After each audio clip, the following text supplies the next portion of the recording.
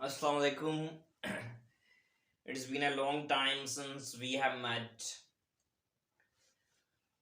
This is Saviour over here, and today we would start a syllabus of the class 9th textbook. The first chapter it is regarding you can say, the savior of the mankind, Hazrat Muhammad Sallallahu Alaihi Wasallam.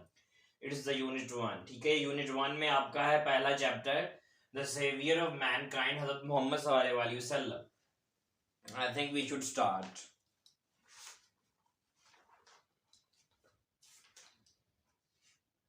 Okay. So, first of all, before starting the chapter, we would assume some of the questions that what actually the conditions are there at the time. So, if we could observe, we could give me a second.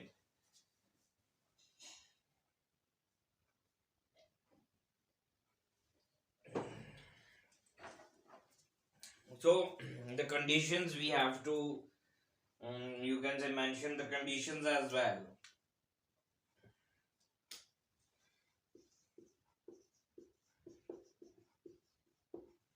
So, ignorance and disbelief, it is being very much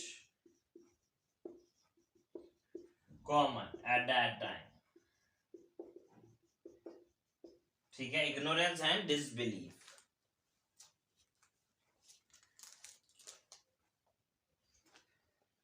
So, ignorance and disbelief, it is very much common. These are the two main conditions.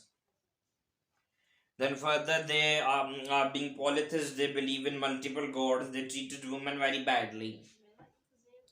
Then how did Islam, you can say, change the lives of the people as well? So Islam introduced a completely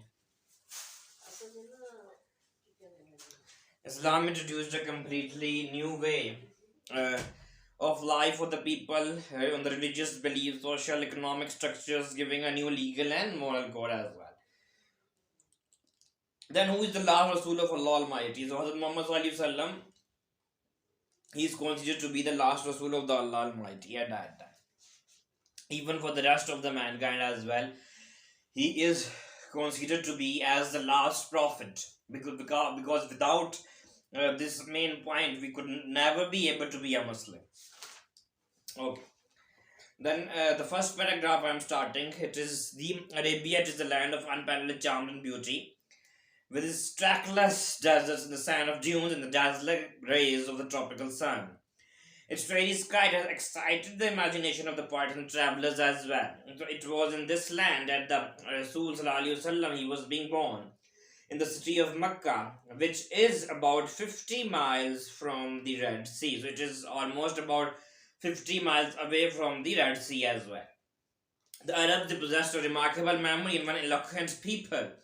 The eloquence and the memory found expression in their poetry as well. So every year, fair was being held, a poetical competition at the Cause, where most of the Arabic poets that took their part in it. It is narrated that Hamal said to the Caliph Walid ibn Yazid, I can recite to you for each letter of the alphabet 100 long poems without taking into account short pieces, and all of that composed exclusively by poets before the promulgation of Islam. So Islam, it was being promulgated throughout the Arabia.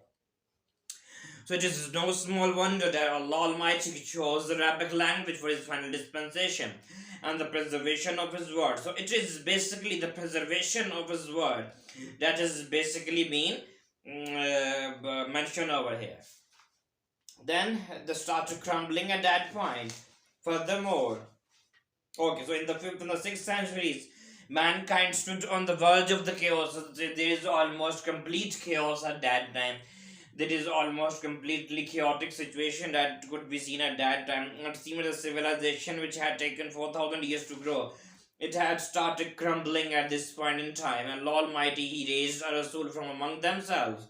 So who was to lift the humanity from the ignorance into the light of the faith. So he lifted the humanity from the life of ignorance as well. So when Hazrat Muhammad was 38 years of age, he spent most of his time in solitude and meditation. So most of his time it is being spent in solitude and meditation in the cave of Hira. He used to retire with food and water and spend days and weeks in remembrance of Allah Almighty. He spent most of the time, he spent his days and weeks in the remembrance of Allah Almighty.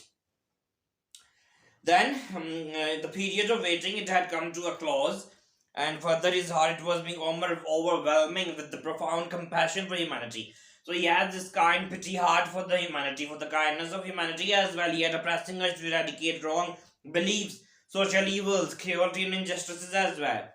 So the moment it had arrived when he was to be restored with the prophethood. So one day when he was in the cave of Hira, Hazrat Jibreel alayhi salam, he came and conveyed to him the following message of Allah Almighty. So it was the first revelation that is being bestowed upon him in the form of Ikra bismi rabbika allazi khalaq خلق الإنسان من علق اقرأ وربك الأكرم الذي علم بالقلم علم الإنسان ما لم يعلم. So it is that read in the name of thy Lord who created man from a clot of the congealed blood. Read in thy Lord, it is the most bountiful, who taught the use of the pen, taught man at which he knew not. So he taught the man which he knew not. So it is that revelation which is basically being bestowed upon him in the formation of Ikra Bismi Rabbika Allazi Khalaq.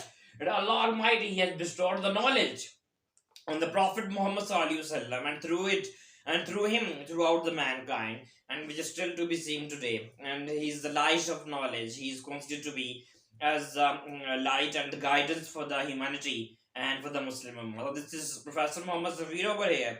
Thank you for watching this video. Please do like and subscribe my channel and watch my videos as well. Allah Hafiz and have a nice day.